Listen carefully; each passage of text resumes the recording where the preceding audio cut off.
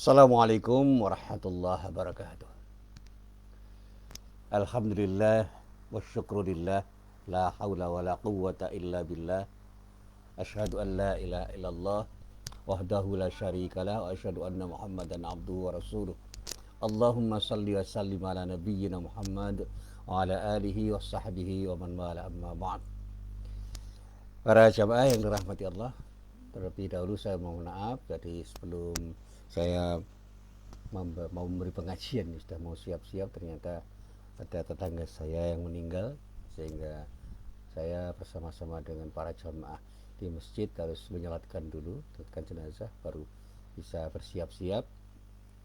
Dan mudah-mudahan pengajian kita yang kita selenggarakan bersama ini benar-benar menjadi pengajian yang bermanfaat, sehingga waktu kita benar-benar menjadi waktu yang berharga, dan benar-benar kita akan mendapatkan sesuatu yang terbaik dari Allah Subhanahu wa ta'ala. Amin. Nah, para jamaah yang berbahagia, sekali lagi saya mohon maaf, ini persiapannya jadi serba mendadak, tapi tidak apa-apa. Sebentar, ini ada yang saya ambil dulu.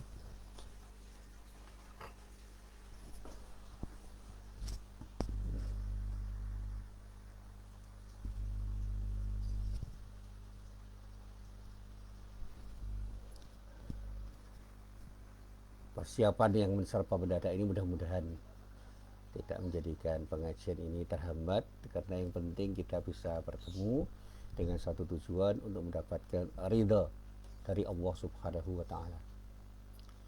Nah, para jamaah yang dirahmati Allah, di dalam kebersamaan kita ini yang saya rasakan, kita banyak mendapatkan sesuatu yang luar biasa.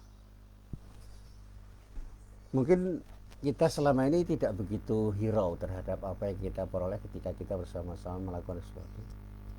Tetapi begitu kita sudah kehilangan kebersamaan, saya merasakan betul ya, di masa pandemi ini kebersamaan kita, bersama saya dengan para sahabat saya utama, yang saya rasakan itu membuat banyak hal yang semula bisa saya laksanakan bersama-sama menjadi terhambat, karena pertemuan secara fisik memang sangat terbatas. Meskipun secara online kita bisa bertemu, tetapi ada hal yang tidak mungkin kita kerjakan secara online dan semua kita kerjakan secara offline. Tapi apa boleh buat, ini adalah sebuah ujian dari Allah. Ini cara Allah menyapa, dan saya yakin, dengan saya yakinnya hakul yakin, bahwa pasti ada hikmah di balik musibah. Kalau kita sebut pandemi COVID-19 itu sebagai musibah, pasti ada hikmah di balik musibah, karena Allah tidak pernah punya rencana buruk terhadap hambanya. Semua rencana Allah ketika dilaksanakan, ketika mewujud menjadi kenyataan, itu pasti sesuatu yang baik, karena ini bagian dari desain Allah yang maha sempurna. Nah, para jamaah yang dirahmati Allah, ada satu ayat yang berkali-kali saya coba untuk saya baca dan saya renungkan, yaitu ayat yang terdapat di dalam surah Ali Imran ayat 103. Dalam ayat itu Allah berfirman, A'udzu billahi minasyaitonir rajim, wa'tasimu bihablillahi jami'an wa la tafarraqu wadhkuru ni'matallahi 'alaikum idz kuntum a'da'an fa'alafa baina qulubikum fa asbahtum bi ni'mati ikhwana wa kuntum 'ala syafa hufratin minan nari fa'anqadhakum minha kadzalika yubayyinullahu lakum ayatihi la'allakum tahtadun. Dan berpegang teguhlah kamu semuanya kepada tali agama Allah, dan janganlah kamu bercerai-berai. Dan ingatlah akan nikmat Allah kepadamu ketika kamu dahulu di masa jahiliyah bermusuh-musuhan.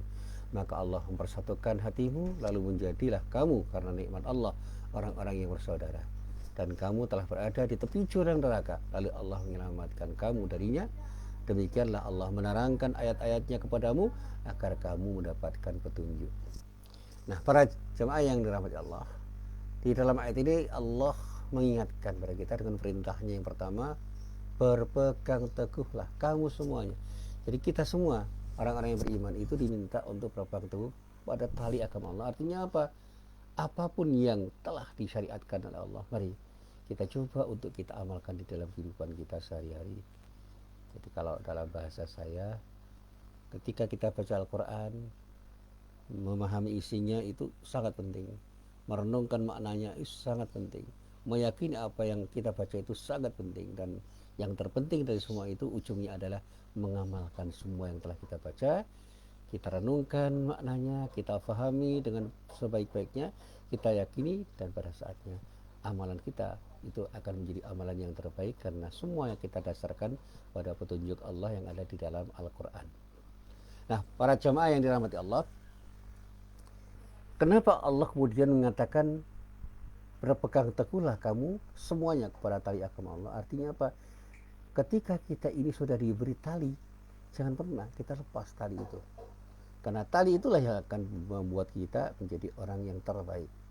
Tali itu apa? Tali itu adalah sesuatu yang telah diberikan Allah untuk berupa syariatnya yang akan bisa menjadi pegangan kita untuk beramal. Sehingga dikatakan janganlah kamu bercerai-berai. Di antara sekian banyak pengamalan syariat Allah itu adalah bagaimana kita membangun ukhuwah, membangun persatuan dan kesatuan di antara kita, dan pada saatnya persatuan dan kesatuan di antara kita itu akan menjadikan diri kita semakin kuat. Sehingga Allah mengingatkan bagaimana Allah itu menyatakan bahwa dulu di masa jahiliyah kamu semuanya itu bermusuh-musuhan. Lalu Allah mempersatukan hatimu. Ini kan pertautan antar hati yang kemudian terjadi sebagai akibat dari petunjuk Allah. Sehingga karena hati kita berpadu, nikmat Allah pun kita bisa kita rasakan, kita menjadi orang-orang yang bersaudara. Umat manusia itu menjadi umat yang bersaudara karena iman, dan kokohnya iman itu yang akan bisa membuat persaudaraan kita itu semakin bisa kokoh, dan pada saatnya kita akan sulit dirobohkan karena punya fondasi yang sangat kuat.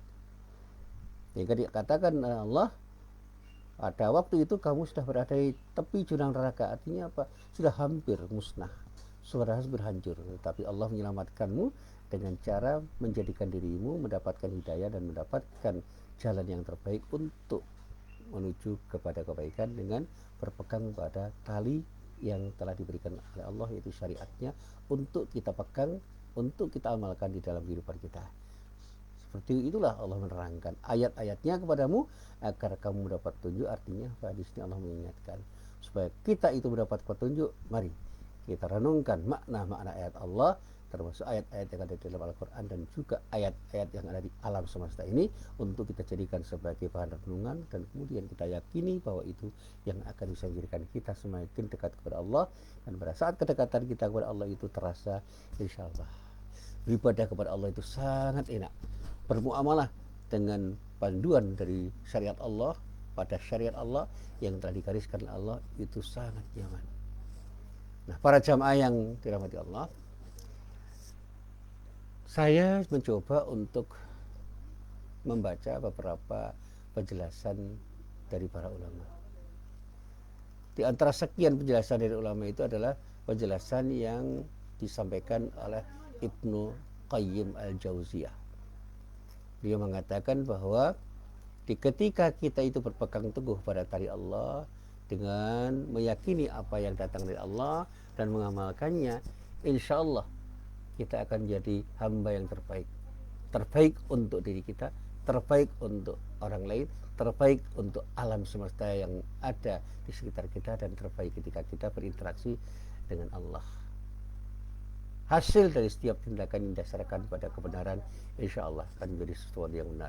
Hasil dari sebuah tindakan yang didasarkan pada sesuatu yang baik akan menjadi baik. Hasil dari sebuah tindakan yang didasarkan pada dasar yang kokoh, insya Allah akan menjadi tindakan yang kokoh.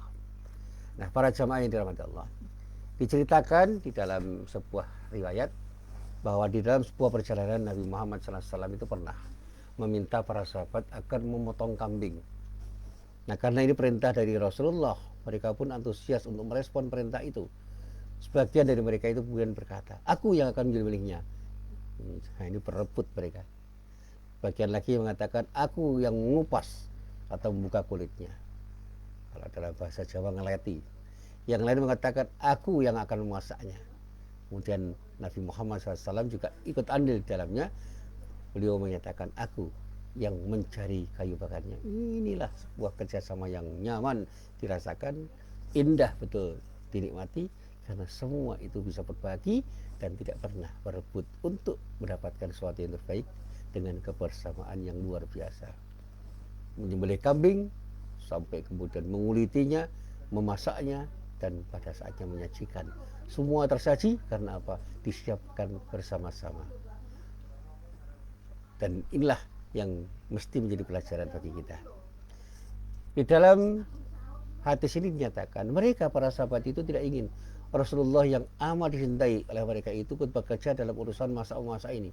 Namun Nabi sebagai pemimpin menolak dan tidak mau hanya menonton dan duduk manis. Beliau mengatakan, aku tahu kalian bisa mengerjakan semuanya, aku tahu semua itu bisa Anda kerjakan, tetapi aku tidak ingin menjadi istimewa atau berbeda dari kalian semua. Ketahuilah, sesungguhnya Allah tidak menyukai orang-orang yang menempatkan dirinya berbeda daripada saudara-saudaranya yang lain. Nah, ini yang saya coba untuk saya renungkan. Bagaimana pemimpin ingin bersama-sama dengan rakyatnya dan kemudian bekerja dengan rakyatnya sehingga rakyatnya merasa terpimpin dan dia sebagai pemimpin merasa terbantu oleh rakyatnya. Ini adalah keterpautan hati antara pemimpin dan rakyat, dan pada saatnya rakyat dan pemimpin bahu-membahu untuk mengerjakan semua yang menjadi kepentingan bersama. Alangkah indahnya karena pemimpin-pemimpin kita punya sikap seperti Rasulullah, dan betapa indahnya andai kata rakyat itu taat pada pemimpinnya karena pemimpinnya memang layak untuk ditaati. Nah, para jamaah yang dirahmati Allah, kisah ini sungguh menarik dan menggambarkan betapa indahnya sebuah kebersamaan. Dan bahkan melalui kisah ini saya memahami bahwa Rasulullah ingin mengajarkan kepada diri kita beberapa hal yang penting tentang kebersamaan di dalam hidup.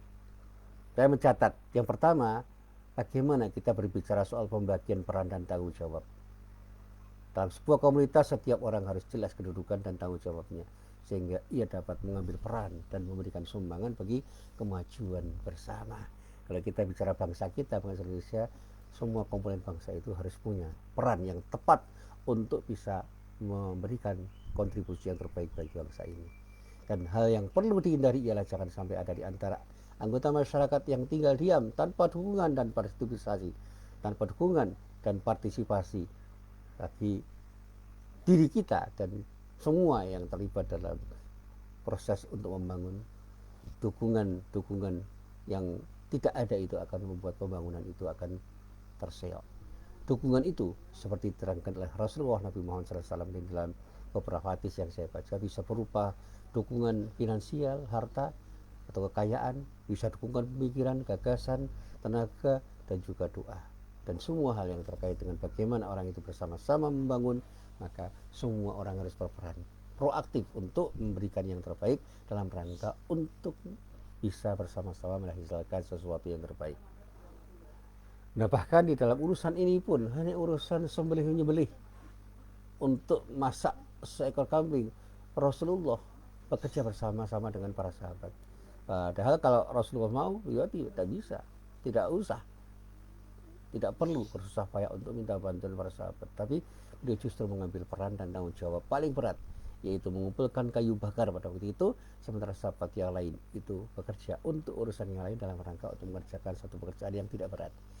Ini adalah sebuah teladan yang baik bagi para pemimpin dan rakyat.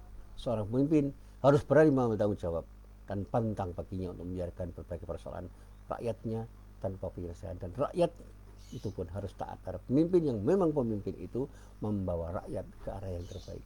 Jadi ketika rakyat dan pemimpin itu sudah satu hati, insya Allah semua bisa dikerjakan dengan baik karena pemimpin dan rakyat menyatu untuk bertanggung jawab, mengambil peran dalam rangka untuk membangun kebersamaan. Ujung-ujungnya adalah melakukan tindakan dalam rangka untuk meraih kepentingan bersama. Kemudian yang kedua, soal kesantunan di dalam pergaulan. Rasulullah mengajarkan bagaimana cara bergaul yang baik. Salah satu caranya ialah dengan saling mencintai. Bagaimana menyebarkan cinta dan bagaimana kita mencintai seperti kita cinta kepada diri sendiri ketika kita mencintai orang lain.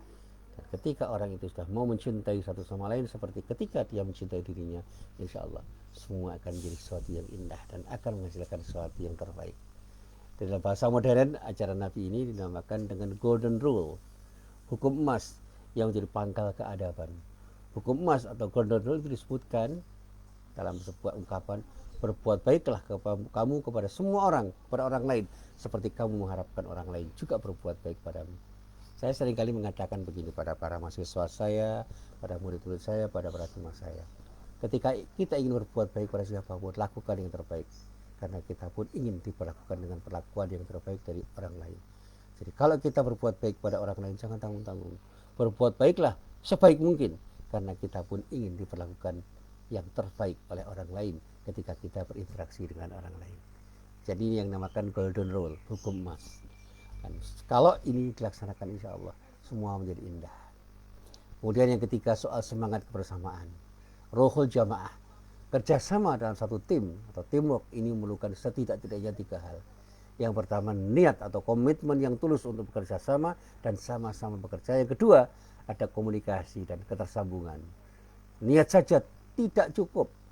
Dalam satu kelompok, setiap orang perlu berkomunikasi dengan yang lain, dengan satu niat bersama-sama mengerjakan sesuatu yang terbaik untuk kebaikan bersama. Yang terakhir, yang ketiga, kolaborasi dalam merajut kebersamaan dalam perbedaan sehingga melahirkan keindahan. Berbeda itu indah, seperti keindahan pelangi ketika ada warna yang terpadu menjadi satu keterpaduan yang indah, sehingga ketika orang memandang pelangi, orang mengatakan betapa indahnya paduan warna-warna itu ketika warna-warna itu berpadu dalam satu kesatuan. Saya pernah memuji sebuah lukisan yang dilukis oleh teman saya, Profesor Tulus Warsito. Indah sekali warnanya karena apa? Ada paduan warna yang luar biasa, sehingga sesuatu yang sederhana menjadi indah karena paduan warna yang luar biasa. Dan kalau kita itu berpadu dalam perbedaan, insya Allah kebersamaan di dalam perbedaan itu akan jadikan semuanya menjadi indah. Semangat kebersamaan ini yang dibukakan oleh Nabi dalam sebuah hadis, yang diranya ada sebuah hadis yang menyatakan bahwa orang mukmin terhadap mukmin yang lain itu seperti bangunan. Al mukminu lil mukmini kal bunyan. Yashuddu ba'duhu ba'dahu. Satu sama lain saling menguatkan. Dan Allah memperkuat kebersamaan kita kalau kita mau memperkuatnya, karena semua itu terjadi sebagai akibat dari ikhtiar kita, doa-doa kita, dan ridha Allah Subhanahu wa taala.